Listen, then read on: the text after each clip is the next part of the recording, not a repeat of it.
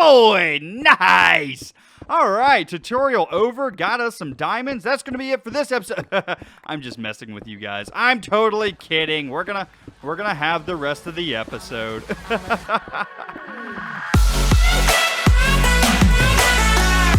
What's going on, guys? It is Killadrone, and welcome back to some more Minecraft here on the Solo series. And ladies and gentlemen, we are back, and I just want to start off this episode by apologizing for last week being no episode of Minecraft Monday, because you guys definitely let me know that I missed it, and I actually had plans on doing the episode. I actually had things planned out, things ready to go, but I was just busy doing things with family get-togethers and stuff for Christmas, for the holidays, that I just completely lost track of time, and I wasn't able to get the video out. But we are back here with this Minecraft Monday, and I'm going to catch you guys up on some things, as well as we are going to go and do a couple of things that I have planned for this episode. So lots of stuff and things are happening today. But without further ado, ladies and gentlemen, let's go ahead and let's get right into it. Alright, so first and foremost, in the last episode, all I left you guys was with a kind of a shell of this area. Basically, we had all of the redstone in and all of the chests in, but we did not have all of this area beautified and making it look really good. So now, I think I did a decent job. It's definitely not the best, but then again, this is not supposed to be the greatest build in the world. Basically, the outside of this build is what is supposed to be so breathtaking, because it is the clock tower from The Nightmare Before Christmas. But the inside, we really didn't know what the inside of the clock tower looked like, because it was never depicted in the movie anyway. So it gave me the perfect opportunity to put in one of these storage systems. So what I did was I just kind of decorated the inside relatively simply, and it's more of a practical build more than anything. So behind the chest, I went ahead and I added in a huge stone brick wall just to cover up all of the redstone guts. Then I added in these pillars just to give it a little bit of structural support, and some ladders just to break up the monotony. Also, I needed the ladders on this side in order to get to that door. Now, that door is a bit of an eyesore, but we have to have it, and I will explain why in just a minute. So, other things I did, I put some crafting tables in the corner with an anvil on top and some glowstone just to light up the ceiling just a bit here in this room. So, last thing that we did was I brought over a bed so we could sleep the night away and set this as our spawn point, because it's a whole lot nicer to spawn in this area than it is in the hidey hole. Because let's be honest here, right? The hidey hole, it kind of stinks, man. But over here in this nice, clean area with all of our storage done, everything is nice and clean and organized. This is just a much better way to start off the episode. Let's be honest here, right?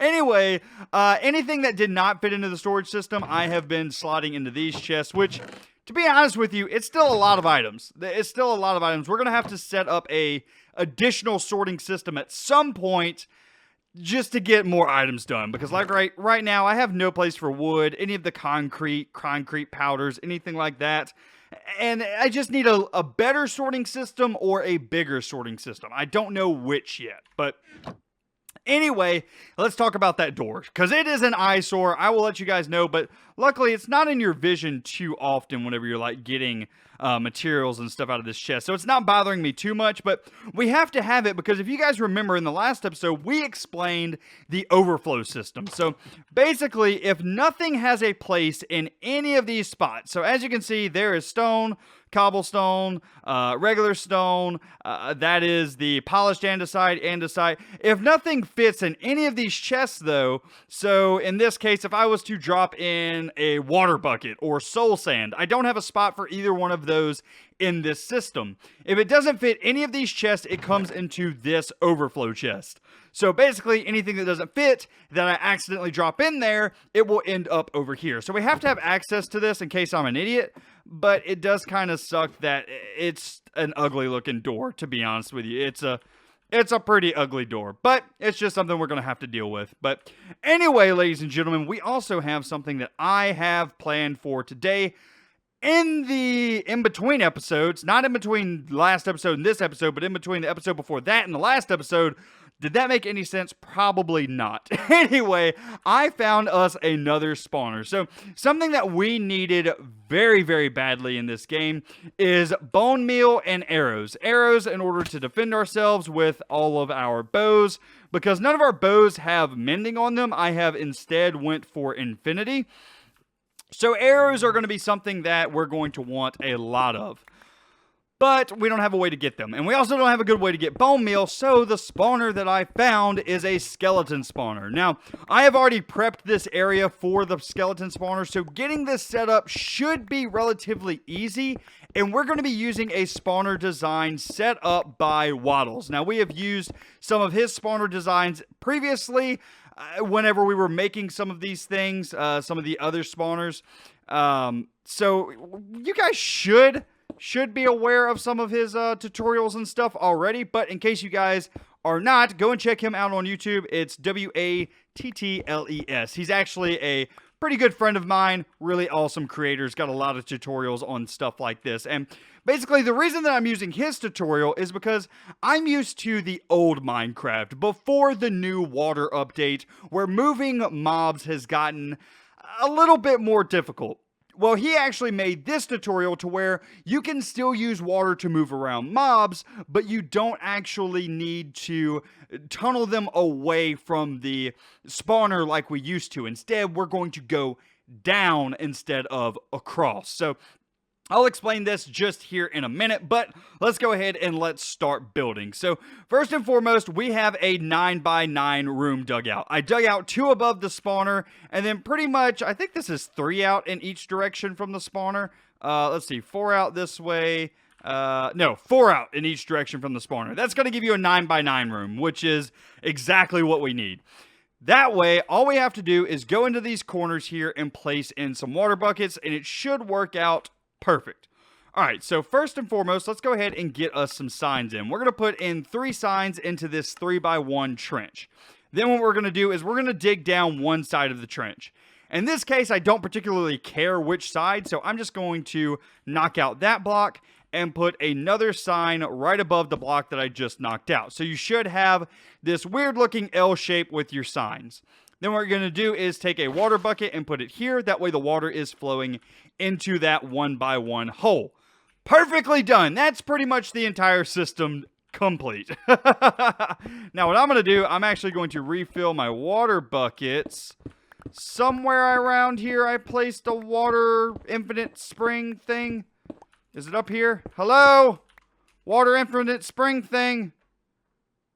Must not have been in this direction. I actually tried to prep for this episode, ladies and gentlemen, and get some stuff down here before I started recording, but sadly, it seems like I have misplaced everything that I was working on. What direction was it in? Was it in this direction?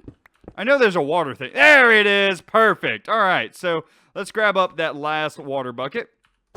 There we go. And what I'm going to do is we're going to dig above this. That way we can kind of see how this water system works. So first and foremost, what we're going to do is we are going to put a water source block in each and every corner. Just on the ground level. You don't have to raise it at all or anything like that. Just put one in every single corner. And once you have that, you'll notice that all of the water is flowing toward the center. And basically just toward this center block. So basically all of the mobs are going to spawn in, fall down, fall into that stream below, and then into that 1x1 hole. And that's essentially this entire trap done. That's the basis of everything that you have to do here. I'm going to go ahead, I'm going to fill up my water buckets, and now what we're going to do is do our kill system. So in this kill system, what I'm going to do is a 21 block drop. So these guys spawn up here, and then they are going to get into this area. Yes, right here. And then they are going to drop by 21 blocks. This theoretically should bring them down to a 1-hit kill. So I'm just going to kind of count this out off camera, go down 21 blocks, and then set up a nice little system for us in order to kill these mobs. So I'll bring you guys back in just a minute. All right, ladies and gents, so I have counted it out, and we are now 21 blocks below where the water dumps out. So theoretically, if any skeletons were to land right here on this block, they would be down to a one-hit kill. Now, basically what I'm going to do is I'm just going to dig out this area and get us a nice... Oh, boy! Nice! All right, tutorial over. Got us some diamonds. That's going to be it for this episode. I'm just messing with you guys. I'm totally kidding. We're gonna have the rest of the episode. All right, anyway, we're just going to dig out a nice little room here. We're going to eventually decorate this up and make this a little bit nicer, but really this is just going to be kind of a an area that we come to if we ever need bone meal or ever need arrows. I don't plan on using this thing a ridiculous amount or anything like that. So let's go ahead and let's do that, and then we're going to need slabs as well. Let's do a little bit of that action, and then that action, and bada bing, bada boom, bada boom. Okay, so now even the miniatures shouldn't have any problems with getting out. If like any mini zombies or whatever get in here somehow, it's definitely going to want slabs, but I think we should be good. That should be a nice little kill area there. Okay, last thing, and I know this is bothering you guys that I haven't dug up the diamonds immediately, but even if I were to dig up the diamonds immediately right now, you guys would not see how many I get because I'm using Silk Touch. Oh, that's nice. That's nice. We'll do a guessing game later or something with these. Anyway, let's go ahead and fill all of that in. Nicely done. Okay, so this should be the system part of this done. Now all we have to do is go back up here and remove all of the torches. So let's see. If this was the center here, I believe. And that was there. So if we go 1, 2, 3, 4... This should be an area where we will not end up in the spawner. So 1, 2, 3, 4, 5. Well, I guess we're going to have to do this up by 5 some because we can't dig all the way up. Oh, man. Sometimes I make such newbie mistakes whenever I'm recording. I'm going to be honest with you guys. Oh, I don't know why you watch. Oh, man. And I also should have been counting here, shouldn't I have? Man, this is just becoming a fail, isn't it? Oh, well, that's fine. We'll get this done eventually. All right, so we should be relatively even with the spawner now. Let's see. If we dig this way. Well, yeah, we're definitely even with the spawner. There's the water. I also don't know how much of this you guys can see, to be honest with you. I might have to boost the brightness in post. There we go. Now you guys should be able to see. Okay, so the last thing that we need to do is remove all of these torches. So let's get up and around a little bit. And up, over, over. This is going to be super dangerous with doing this with skeletons because with skeletons, they can always shoot you off of whatever path you're making here. So this is not going to be fun. Remove that one, remove that one. That one's going to be a pain to get, isn't it? Can I reach you from here? Of course not. All right, hardcore parkour over there. Hookabut! Got it. Hookabut! Nice. All right, now we're going to remove that torch. And then we're going to remove that. Hello, Skeletors! Leave me alone, Skeletors! Of course you're not going to leave me alone. Of course you're not. Of course you're not. No. Oh, this is not good. This is not good. Okay, alright. Okay, yep, there we go. And, nope, that's not working. And, come on, guys! Come on! Leave me alone. Eat it! Eat it! Alright, let's heal up a bit. Let's see. Oh, Lord! Oh, Lord! This thing is efficient. This thing is definitely efficient. Definitely efficient. Alright, let's just, like, I'm going to call that good. All right, let's go back down to our kill room, and we will dig us a way out here a little bit later on. I don't want to mess with those Skeletors if I don't absolutely have to. So, back into our kill room. Here we are. Skeletons are already starting to file in as well. And they should be very low. And yeah, we're getting some arrows and some bones. Nice. That was actually really, really simple. Okay, now the only thing that we really need to do is dress this place up a little bit. So what I'll do is I'll make like a 3-way area here, and then we'll go straight up with ladders. Kind of like a 3x3 ladder area. Yeah, I think that'll work. Right? I think that'll look fine. Maybe. I don't really know. And then I guess we'll have to do like a building on top. Luckily, this is in a pretty strategic area as well, because since we're doing the Nightmare Before Christmas... we look like a pincushion! Oh, that's hilarious. Oh, I love it. Okay. Anyway, since we're doing the Nightmare Before Christmas world, in this kind of general area, there are a couple of buildings that we have to put in this area in order to have the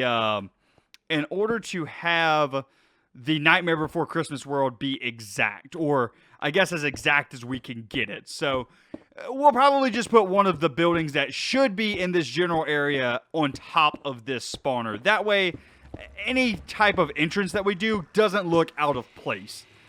I think that'll be the best way to do this. Let's go ahead and let's dig all the way out, though, and I will come back in just a minute and decorate that up. But actually, you know what? I think I might save that for the episode where we build the building on top, and we'll do just a huge building episode all in one go. So we'll do the bottom, make that look all nice, and then we'll also do the top with whatever building we're doing there. All in one go, make everything look all nice and neat. But anyway, guys, I think that's going to be it for this video. We got ourselves a skeleton spawner. We got ourselves the base up top looking decent enough, and we got a bunch of stuff moved over. I've actually been working on the world for a few hours now, just getting things moved into that sorting system, because I didn't do it after the last episode when I said I was supposed to. So I spent a lot of today doing that off camera, but that's fine. That's okay. Sometimes that's the power of YouTube magic, you know? Oh, we are at the surface. Here we go, and boop. Nice. All right, and we will set this pillar here as our nice new entrance. All right. Anyway, boys and girls, I think that's going to be it for this video. I do hope that you enjoyed. If you did, be sure to leave a like on the video, as well as if you're new around here, be sure to subscribe. But anyway, guys, that's going to be it for me today. I hope you enjoyed, and I will see you in the next one. Get away from me, Mr. Skeleton. Oh, man. Let's take a sleep and hopefully kill that guy out. And we're good. You guys have a great day.